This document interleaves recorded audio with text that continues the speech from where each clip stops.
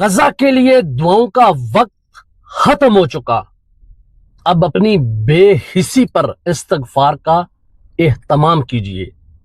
ہم ساری زندگی دعائیں کرتے آئے ہیں، آج تک ہماری کوئی اجتماعی دعا قبول ہوئی؟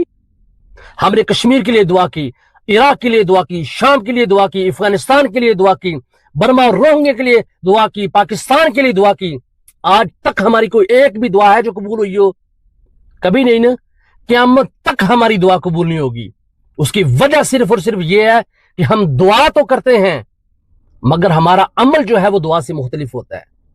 اگر دعاؤں اور بددعاؤں کے ذریعے دشمن پر غالب آیا جاتا، اگر دعاؤں اور بددعاؤں کے ذریعے شکست کو فتح میں بدلا جاتا، تو میرے نبی کبھی بھی ہاتھ میں تلوار اٹھا کر میدان بدر میں شرکت نہ کرتے۔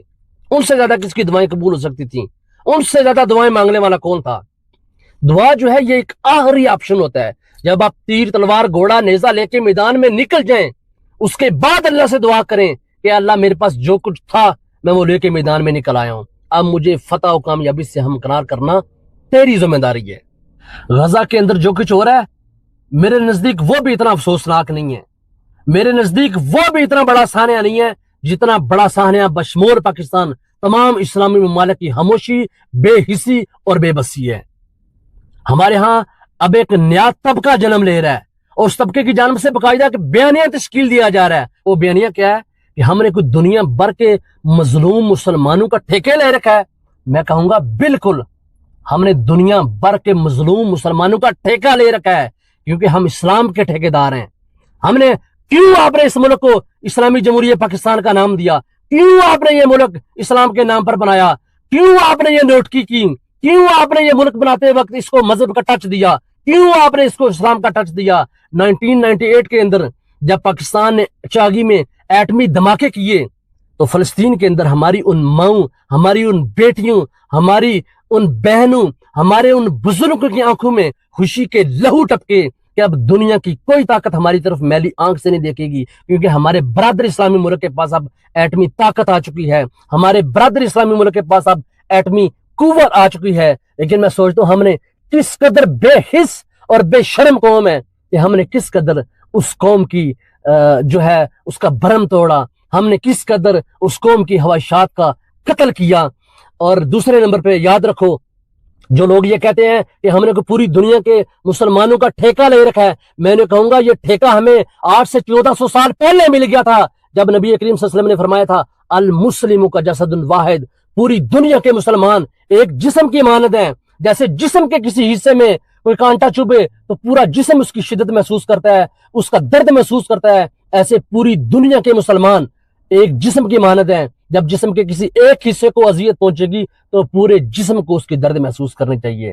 لیکن اگر ہمارے ایٹمی ہتھیار، اگر F-16 تھنڈر، F-17 بڑے بڑے طیارے، بڑے بڑے سیارے ہمارے ان مسلمان مظلوموں کی مدد نہیں کر سکتے، تو میں کہوں گا خدا کی قسم اس قوم اور مسلمانوں کے نام پر یہ بنائے گئے ہتھیار اس شرافیہ کی دوبر میں ٹھونس دینے چاہیے، اور اس قوم کے ٹیکس سے بنے ہوئے یہ ٹینک ان اشرافیہ کے محلات کے اوپر چڑھا دینے چاہیے۔ اگر یہ ایک مظلوم اور مسلمانوں کے کام نہیں آ سکتے تو مجھے کوئی ایسی وجہ، ایسی حکمت تلاش کر کے بتائیے کہ اس کو بنانے کا اور کیا مقصد تھا۔ یہ جو حکمت ہے یہ صرف اور صرف اس دنیا کے اندر ہے، یہ مجبوریاں جو ہے وہ صرف اور صرف اس دنیا کی مجبوریاں ہیں، یہ دنیاوی مجبوریاں ہیں، یہ شریعت کی مجبوریاں نہیں ہیں۔ یہ مجھے پتا پاکستان کے مسائل کیا ہیں، اگر پاکستان غزہ کو سپورٹ کرے گا تو کون کون اس کا مخالف ہو جائے گا اور کون کون اس کا ساتھی بن جائے گا، یہ پوری دنیا کے اوپر عیاں ہے۔ لیکن یاد رکھیے دین اسلام کے اندر، شریعت کے اندر کہیں کوئی ایسی حکمت کی گنجائش موجود نہیں ہے کہ ہاں آپ نے فلاں حکمت عملی کے تحت فلاں مسلمان کا ساتھ نہیں دینا ہے، وہ بے شک کٹتا رہے، وہ مرتا رہے، ان ماؤں کی عزتیں نیلام ہوتی رہیں۔ کہیں بھی دین اسلام کے اندر جو میں نے پڑھا، جو میں نے سیکھا، جو میں نے سنا، کہیں بھی ایسی کوئی حکمت اور کوئی ایک دور دور تک ایسی کوئی ایک شکل محسوس نہیں ہوتی ہے جو کہ المسلم کا جسد واحد کی نفی کر سکے۔ اور یاد رکھو آج سے سینکڑوں سال قبل، کئی صدیاں قبل جو کوفی گزری ہیں ان کے اوپر لعنت بھیجنا کتنا آسان ہے، کتنا سہل ہے۔ ماضی کی تاریخ کو دہرا کر لوگوں کے اوپر تنقید کرنا کتنا آسان ہے۔ کیا کوفیوں کا کردار تھا؟ کیا ان کا جرم تھا؟ یہی نا کہ نواسے رسول صلی اللہ علیہ وسلم کے ساتھ انہوں نے غداری کی، انہیں مروا دیا، دور بیٹھ کر تماشائی کا کردار ادا کرتے رہے۔ آج اپنے اپنے گریبانوں کے اندر جھانک کر دیکھیے کہ میرا اور آپ کا کیا کردار ہے، مجھ میں، آپ میں اور ان کوفیوں میں کیا فرق ہے؟ کوئی فرق آپ کو نظر آتا ہے؟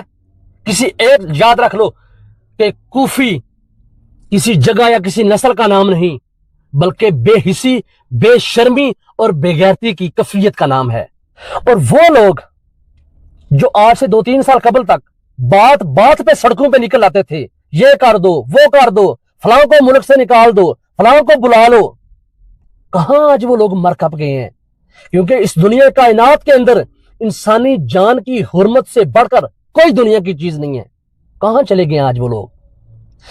وقت نے بڑے بڑے بہروپیوں کو ننگا کیا، لیکن سچی بات ہے کہ جس قدر یہ بہروپیے جتنی جلدی ایکسپوز ہوئے، اس کی تاریخ میں کہیں مثال نہیں ملتی ہے۔